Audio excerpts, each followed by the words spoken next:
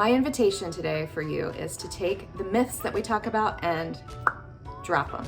They no longer serve you.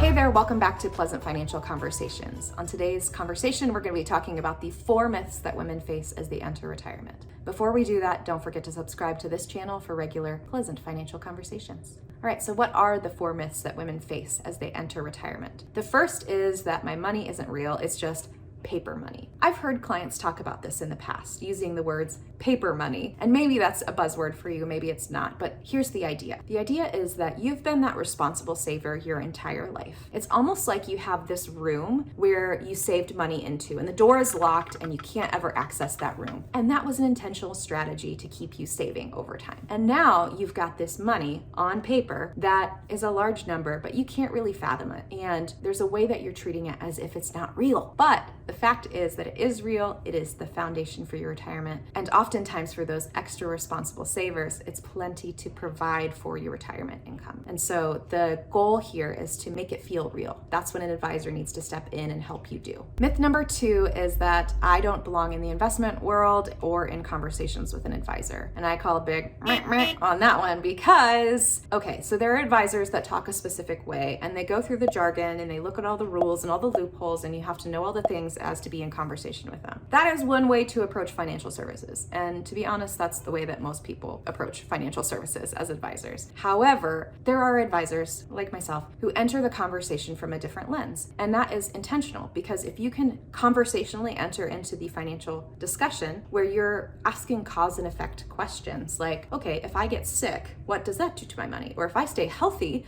what does that do to my money? Or if my family member needs X, what does that do to my money? Or if I have this goal, what should I do with my money? Those are great questions that allow you into the conversation and really pique your curiosity. The third retirement myth is that women are too conservative with their money. Now, this is honestly something I've said in the past, and it can be a headwind for women as they're entering retirement. But what I've also seen and observed is that when a woman has a financial thinking partner, someone that they really trust and they're able to put all the cards on the table and enter the conversation the way that they want, they understand that cause and effect, they're able to better align their portfolio with where they should be investing. What that naturally means is that they'll add more stocks into their portfolio because they're in that trusting relationship. They can stay invested, which is the key, staying invested, and continue on the path towards retirement. Myth number 4 is I am too old to catch up with this overly complicated industry. Now, you may or may not know, I am a trained mindset coach. And so this sentence is loaded and we're gonna break it down. I am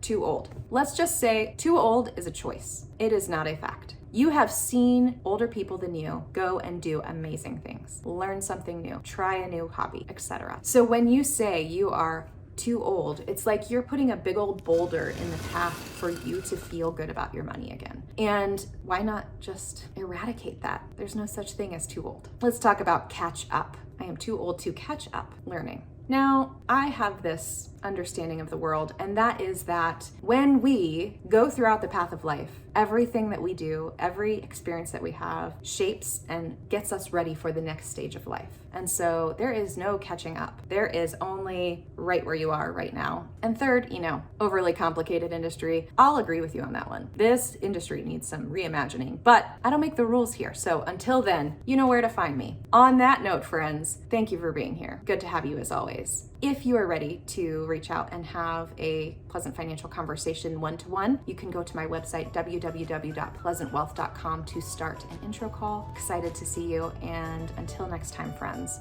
you take care.